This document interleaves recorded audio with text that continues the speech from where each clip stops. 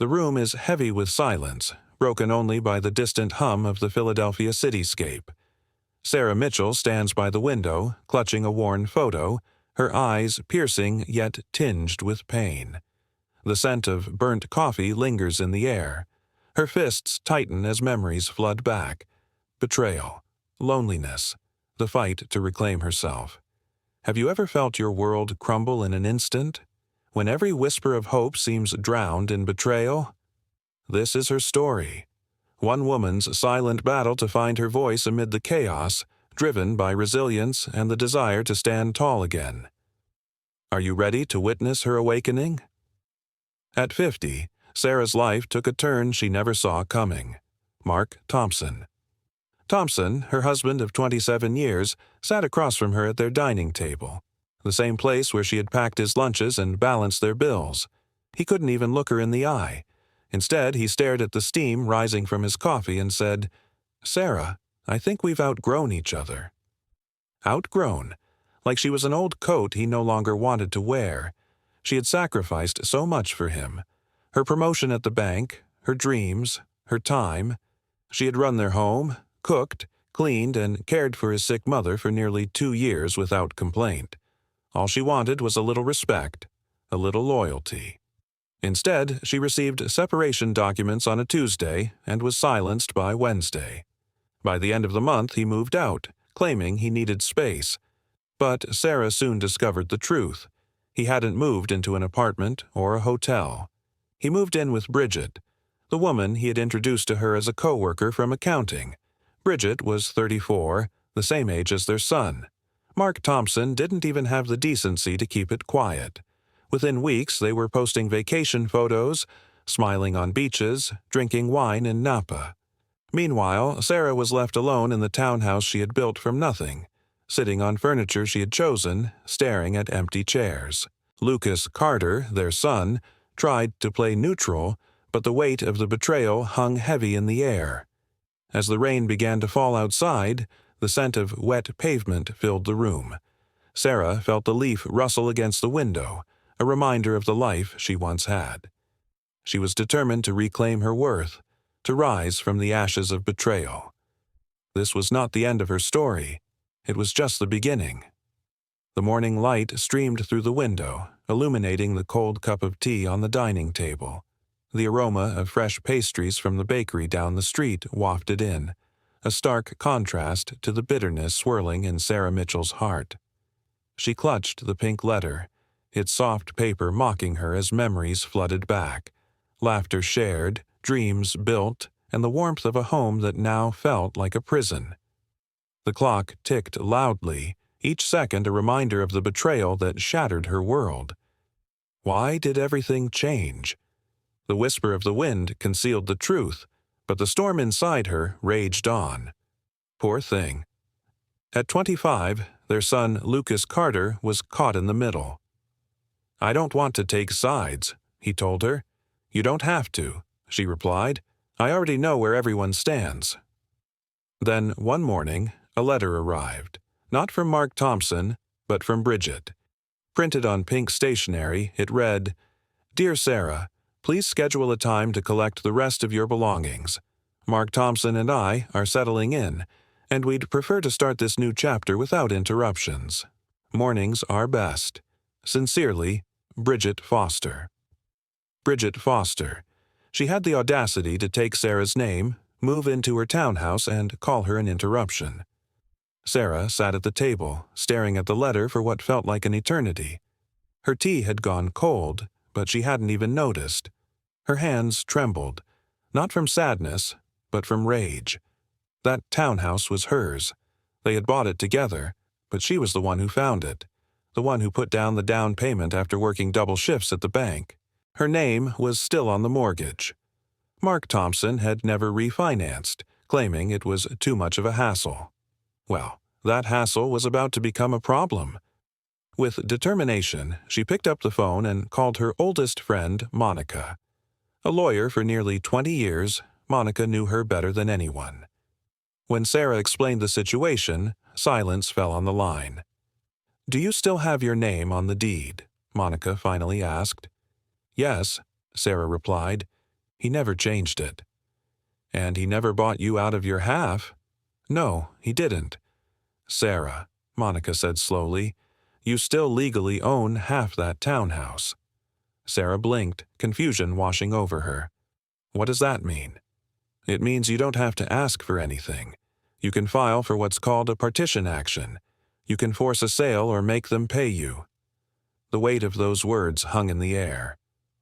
Will they have to leave if they can't afford to buy me out? Yes, they will. Sarah gazed out the window at the roses she had planted last spring. They were blooming again, a symbol of resilience. Do it, she said, her voice steady. This was not just a fight for her home. It was a fight for her dignity, her worth. The storm inside her began to calm, replaced by a fierce determination. This was just the beginning of her journey to reclaim her life. 2 days after, Mark Thompson calls me. His voice puffs up with fake concern. Sarah Mitchell, did you really hire a lawyer? I stay quiet. Yes. He hesitates, then pressures. Why? What's the point? You already made it hard.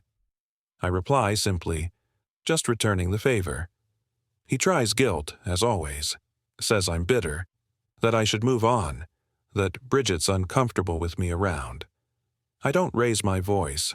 Just say, then maybe she shouldn't be living in a townhouse that still has my name on the title. He hangs up, but it's not over. Next, Bridget emails. Her words sharp, dismissive. She calls me embarrassing. Tells me to let younger people be happy. Says Mark Thompson deserved a fresh start, that I was clinging to a marriage long gone. I don't bother to reply. Instead, I dial Monica. Let's turn up the heat, I tell her. We file the court papers. The petition, tight, clear, unbreakable. I'm not making noise. I'm making moves.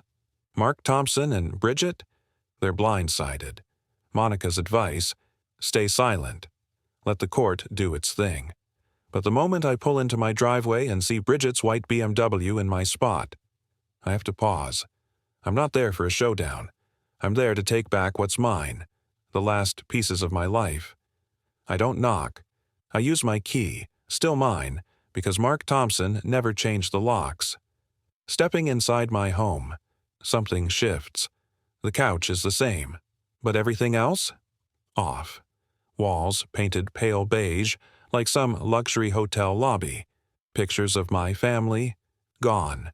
Replaced with framed quotes, good vibes only, love wins, like Pinterest exploded all over my memories.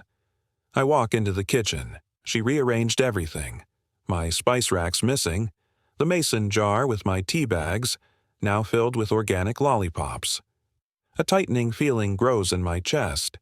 Pain, anger, determination, all blending into one. Because this isn't just about a townhouse.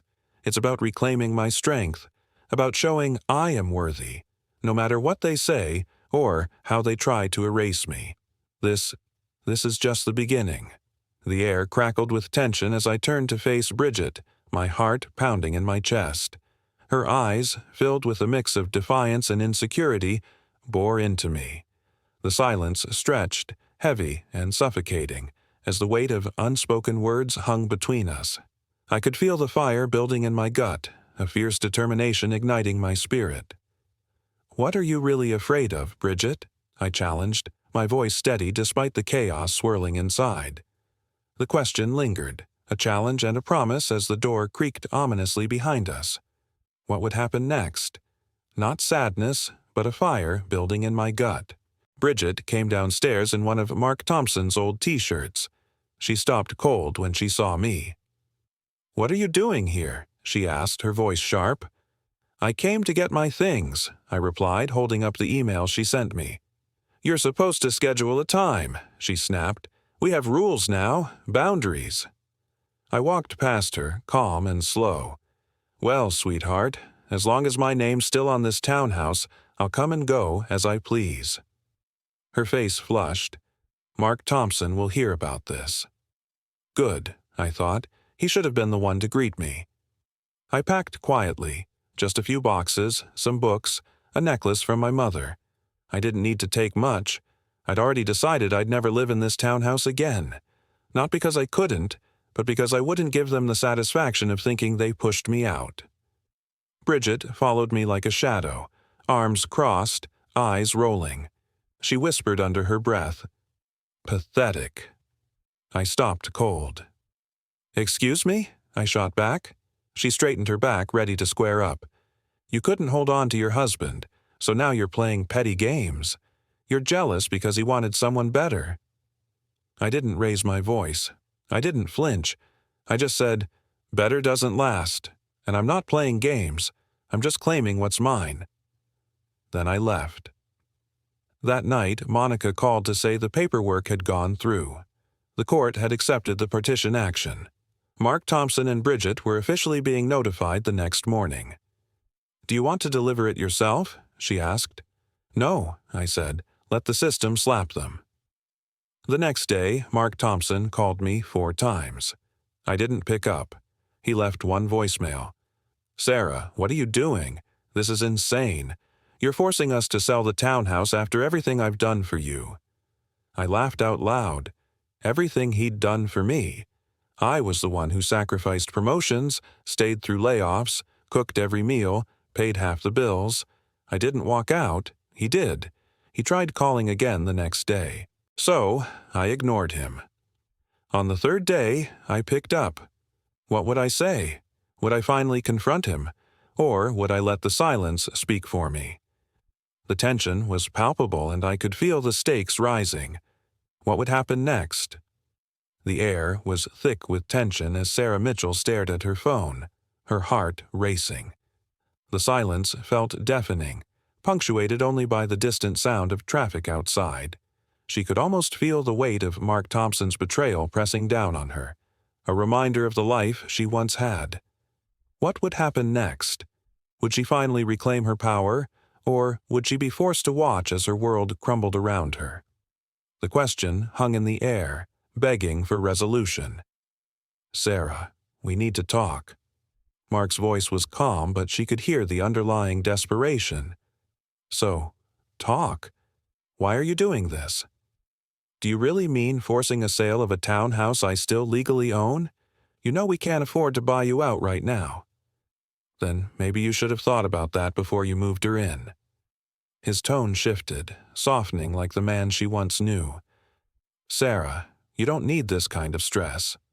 "No," she replied, her voice steady. "You don't, but you brought it on yourself." Then she hung up. 2 days later, Bridget called. Not texted, called. She was crying. "You're ruining us. You're humiliating us. Please, Sarah, be a woman about this." Sarah paused, the rain scent wafting through her open window. "Being a woman means knowing your worth, and I'm done shrinking for either of you." Then she blocked her. From that point forward, she didn't say a word. She let Monica handle the talking, the paperwork doing the cutting. Mark and Bridget hired a lawyer, trying to challenge the partition. It didn't work. The judge looked at the deed, the mortgage, and said the magic words. "Miss Foster remains a legal co-owner. Unless the parties agree to a private buyout, the property must be sold." Monica smiled at Sarah in court. Sarah didn't smile back. She was still watching, still waiting. Revenge wasn't complete yet. They still had keys, a kitchen, and heat. But they also had a deadline, 60 days to either buy her out or get out. She already knew they couldn't do either. Bridget wasn't working, and Mark's salary hadn't changed. Now they had legal fees on top of mortgage payments. One morning, Sarah walked past the townhouse and saw a "For Sale by Owner" sign on the lawn. They were trying to handle it themselves, avoiding agent fees, maybe rushing a sale. But the market was tough, and karma doesn't play favorites. That evening, she sat at her new dining table in her small but peaceful rental and lit a candle. Not for them, but for herself. Because this wasn't about destruction. It was about restoration. And they were about to find out what it feels like to be erased from something they thought they owned. The tension hung in the air, thick and electric. What would happen next? Would Sarah finally reclaim her life, or would she be left watching as everything she built slipped away? The answer was just around the corner, waiting to unfold. The air felt heavy that day, thick with secrets I couldn't yet see. My phone buzzed, Mark Thompson's messages blinking like warning signs in my mind. I hesitated, my stomach clenched. Every notification a reminder of how I'd been betrayed, his selfishness, his dismissiveness, the way he abandoned us for something, or someone, else. I could hear the faint echo of our once happy home, now tainted by infidelity. My hands trembled as I stared at the screen, torn between the urge to respond or to let it all go silent. Then, out of nowhere, a new post from Bridget popped up. My breath hitched. Was it just staged vulnerability? Or something darker? My heart pounded. What did she post? Was she trying to break me further? The moment was frozen in time. I hesitated, the weight of what could come next pressing down. Could this be the turning point? Would everything change in an instant? Or was I about to uncover a truth so shocking it would shatter what little stability I had left? I stared, frozen, wondering what secrets lay behind her smile, and what I was really risking by waiting to see. The tension buzzed in the air, electric and suffocating. What would happen next? Would I find my strength, or lose myself completely? Sarah Mitchell stood frozen in her dimly lit living room. Her hand clenched her phone tightly, trembling slightly. The air was thick with the scent of old furniture, mixed with the faint trace of her neglected evening tea. Outside, rain tapped softly against the window. Leaves rustled in the breeze, a quiet chaos echoing her swirling thoughts. Her heartbeat quickened as a distant sound, a floorboard creak, cut through the silence. She slowly lifted her eyes, dreading what lay beyond the doorway. A shadow slipped past in the darkness, silent and unseen. Her breath hitched. Did she finally uncover the truth? Or was she about to lose everything she fought so hard for? The unanswered questions hung in the air, sharper than ever. Just as she prepared to confront what awaited, the shadow disappeared. Now, she was left with a harrowing doubt. Was this the moment she discovered betrayal's full depth? Or was this the beginning of her ultimate surrender? The tension was suffocating. One step closer, or one leap into the unknown, what would she choose? Her future teetered on the edge, waiting to be revealed. I stared straight into his eyes. "Excuse me," I whispered, my voice trembling. He raised his hands nervously. "I get how this sounds, but we had no idea he'd go this far. I believed he'd stay loyal. He thought I'd stay quiet forever." "I finished for him," I continued, my voice steady but heavy with pain. He nodded slowly. "You've never been the spiteful type," he said softly. I shook my head. "I'm not spiteful. I'm strategic. There's a difference." He shifted uncomfortably. "Bridget's with her sister. I'm in a hotel in River Park." His words hit hard. "I didn't think it would come to this," he whispered. I shot back, "You ended it." The truth was clear. "You made your choices. You moved her into my townhouse before the ink was dry on our divorce." His eyes flickered with hurt. "We were in love," he murmured. "But love doesn't steal. Love doesn't lie. And love sure as hell doesn't send me a pink paper letter asking me to schedule pickups like I'm a stranger." I saw the shame in his eyes as they dropped to the floor. I leaned against the doorframe. "You didn't just replace me, Mark Thompson," I said quietly. "You erased me." That silence. It was deafening. No screams, no words, just the weight of what was lost. When he finally left, I didn't slam the door. I watched him walk away. Thoughts flooded my mind. How I spent years shrinking so he could feel tall, swallowing my pride, hiding my tears in that townhouse while he worked late. And then I smiled. Because sometimes justice isn't loud. It's silent. It's the signature on a line, The moment he realizes he bet everything on someone who didn't even read the small print. Let him go next, I thought. I already knew where I was headed. A week after that townhouse, my home, was sold to strangers, I didn't cry. I didn't even bother to drive by. Monica suggested lunch, catfish, collard greens, the works. We clinked glasses of sweet tea. She looked at me and said, "You did what most people only dream of. You made them feel what they made you feel. Powerless." I stood in the hallway of my townhome, eyes scanning the emptiness. The air smelled like rain, damp and heavy. Suddenly, a faint creak echoed through the silence. My heart quickened. I approached the wall cautiously, heart pounding in my chest. As I pushed open a hidden door, it swung with a whisper. Inside, a secret stash revealed itself. Layers of Mark Thompson's hidden letters, photos, and evidence of his betrayal I'd never known existed. The dim light flickered across my face, shifting my expression from fierce determination to absolute shock. I trembled, reaching out with shaky hands. Eyes wide, I stared at the photos that painted a different picture. My assumptions shattered in that moment. Beneath that revealing glow, my understanding of everything rewrote itself. Trust fractured, betrayal uncovered, my world turned upside down. The quiet hum of the room echoed my racing thoughts. How could I have been so blind? Those dark secrets, buried deep, now exposed everything I thought I knew. The betrayal wasn't just about Mark Thompson stepping out. It was about a deeper, more insidious lie. How long had he hidden this? How many truths had I missed? The scent of rain lingered as I processed the revelation. My mind spiraled, yet somehow, within that chaos, a flicker of clarity ignited. Maybe this was the key, to finally see him for who he really was.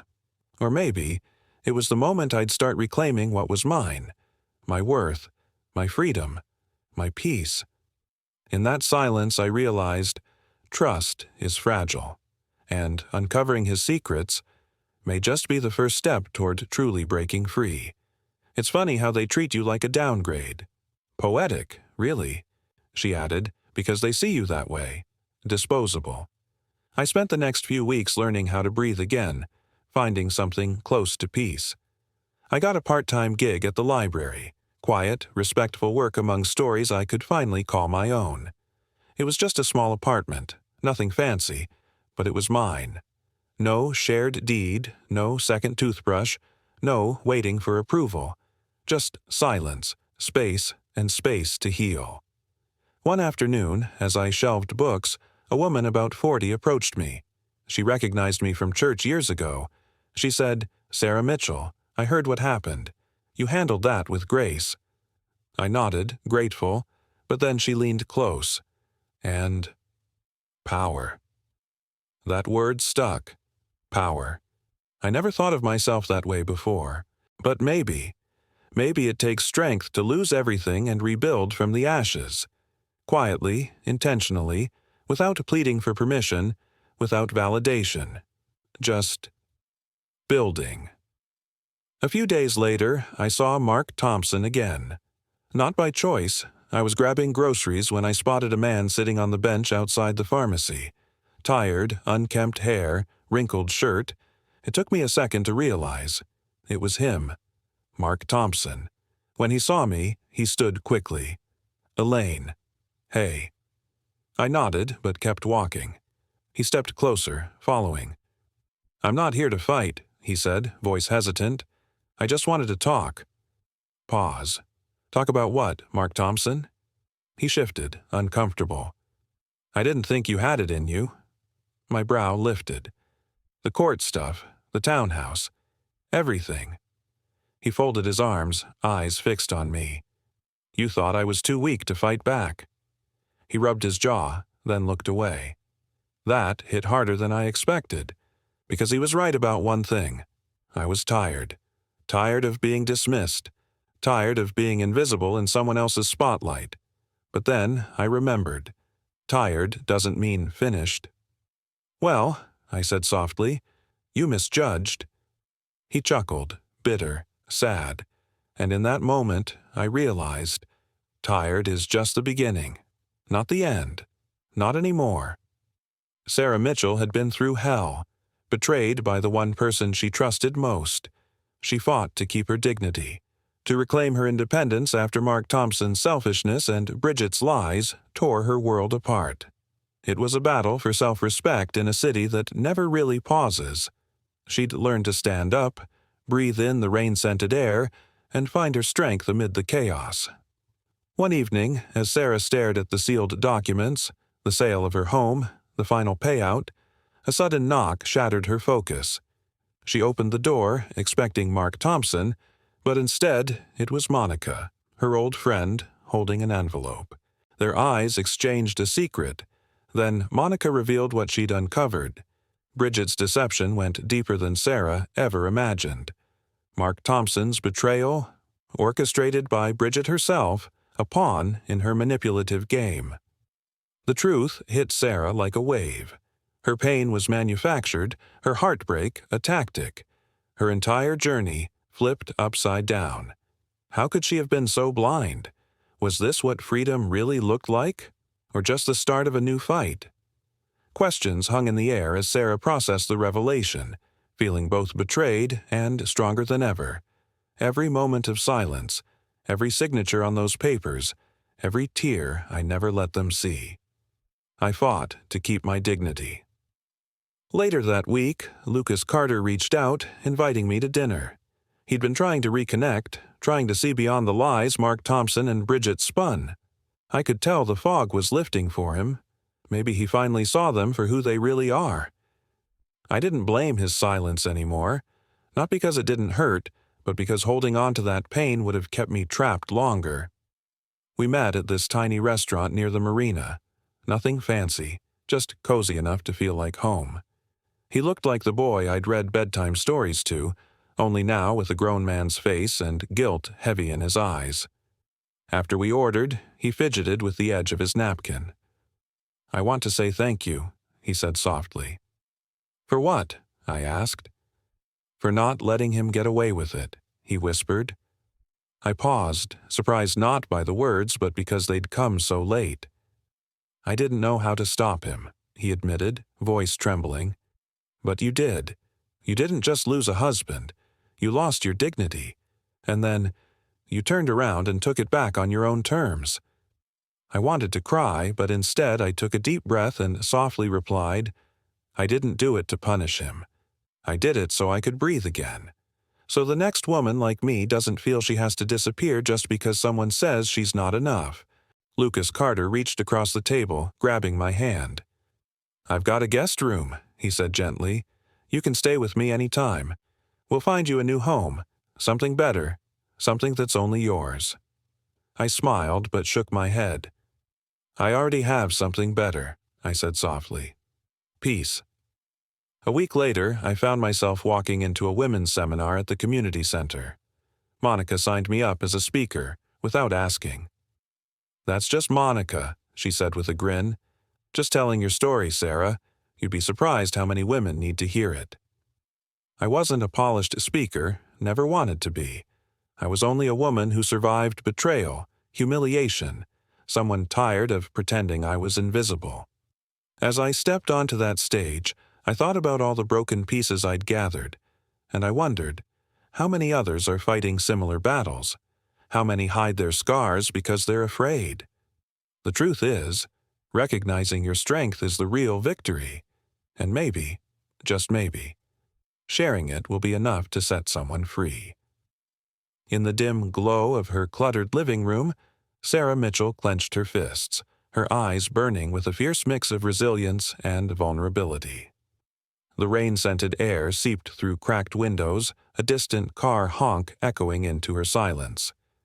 Her heartbeat thudded as she reached hesitantly for her phone. One last move, one final step toward reclaiming herself. Then a sudden knock shattered the tense quiet. Who could it be at this hour? Her breath caught, muscles taut. Should she open, or let it pass and bury the pain once more? The weight of that choice pressed down hard. Will she confront her truth tonight, or let the shadows swallow her dreams again? Every nerve was on edge, the moment hanging in brutal suspense. Outside that door, her future waited, uncertain, but somehow calling her forward.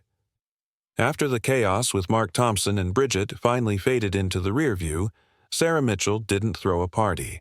She didn't walk around claiming victory. She simply exhaled. That deep, steady breath she hadn't realized she'd been holding. Finally, she felt it. The weight of betrayal, of being dismissed and treated like nothing, lifted. She looked at the pile of keys, the paperwork, and the over $370,000 she'd made from selling the townhouse after taxes and fees. It wasn't about the money. It was what it represented. Freedom, power, control. Instead of splurging, no exotic trips, no shiny new car, she sat down with Monica, her trusted friend, and a sharp-eyed financial planner. A black woman with beautiful natural curls and piercing eyes that seemed to cut through the noise. Sarah's mind raced. What's next? How does a woman reclaim her life from the ashes?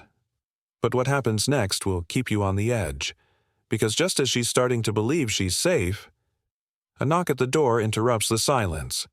Who could it be? The air thickens. Her heart pounds. Every nerve tingles. Is it Mark Thompson, trying to come back? Or Bridget, lurking to stir more trouble? The porch light flickers. The rain begins again. And Sarah stands frozen, breath caught. The storm's not over. Not yet. Who's on the other side of that door? You won't want to miss what happens next. As Sarah Mitchell sifted through her documents, a calm confidence replaced the chaos she'd left behind. She asked the right questions, patience in her eyes, resolve in her voice, and finally declared, "Let's make sure this money outlives the betrayal." A small smile tugged at her lips. That was exactly what she needed. She invested half, bought a sleek, modern condo, hers and hers alone. No cosigners, no shared everything. From the light switch to the mailbox, every detail belonged solely to her.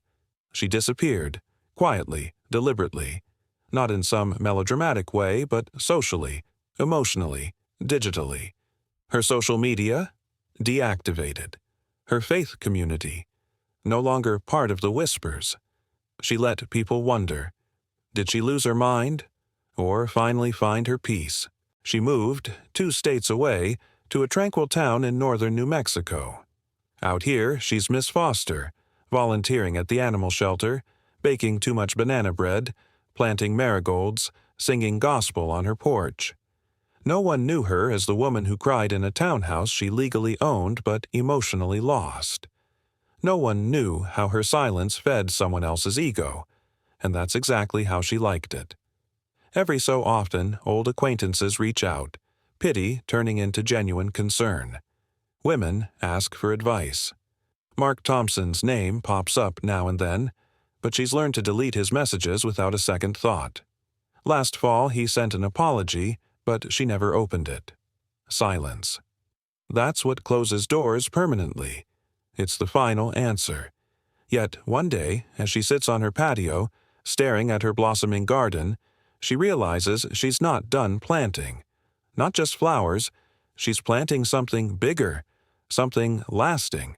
She takes $50,000 from the sale and donates it to a local women's legal fund, because progress doesn't stop, and neither does she. But just as she leans back, a new thought flickers. Shadows lengthen across her yard. A car rolls up. A figure appears at her gate. Her breath catches. Could it be a ghost from her past? Or something? Or someone new? The rain begins to fall softly, mingling with her racing heartbeat.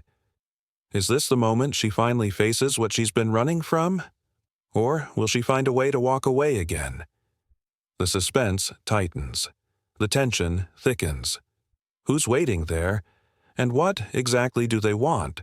Because whatever's hiding behind that door, it's not over yet. In the soft glow of her dining table, Sarah Mitchell sits, the sun streaming through the window, warming her spirit. The scent of freshly brewed tea fills the air, wrapping around her like a comforting embrace. With each stroke of her pen on the pink stationery, she steps further away from the shadows of betrayal, reclaiming her story. Outside, life buzzes on, but in this moment, she feels invincible, unwavering, and free. The echoes of Mark Thompson's dismissive laughter fade, replaced by the powerful rhythm of her own voice, finally breaking the silence. Sarah's journey wasn't just about moving on, it was about rising from the ashes of betrayal. She didn't just leave a marriage, she left behind a life that had become a cage. Mark, with his selfishness and neglect, thought he could walk away unscathed. And Bridget, she believed she could build happiness on the ruins of someone else's heart. But they were wrong. As Sarah reflects on her past, she remembers the moment she decided to take control. The anonymous donation to the Women's Legal Fund wasn't just a gesture, it was a lifeline for those still trapped in the darkness. For the women who don't yet know they're allowed to fight back, the note read. That's the legacy she wanted to create, not just surviving the storm, but lighting a path for others. She doesn't share every detail. The pink stationery, the court hearing, the look on Mark's face when he realized she was serious, those memories are hers alone. But sometimes, as she sits at her dining table, sunlight pouring in, she writes it all down. Not for anyone else, but to remind herself of the woman who walked through fire and emerged unscathed. Mark didn't just lose a wife. He lost her loyalty, her nurturing spirit, her silence. Bridget didn't just lose a townhouse. She lost the illusion of happiness built on someone else's pain. They both learned a lesson too late. Never underestimate the quiet ones. Never assume the polite ones don't know how to fight back. Because sometimes the woman you wronged is just waiting for the right moment. And when that moment arrives, she won't shout or cry. She'll simply walk away, leaving you without a roof and without peace. Now, as Sarah sips from her mug that boldly states, "Unbothered and paid," she savors every drop. She's earned this peace, and she intends for it to last a lifetime. "My name is Sarah Mitchell," she declares. "I was divorced, discarded, and disrespected, but I reminded them, legally and spiritually, who they were dealing with. They bet against the wrong woman. And now? I sleep soundly, I laugh freely, and I never answer blocked calls. That's not revenge. That's recovery."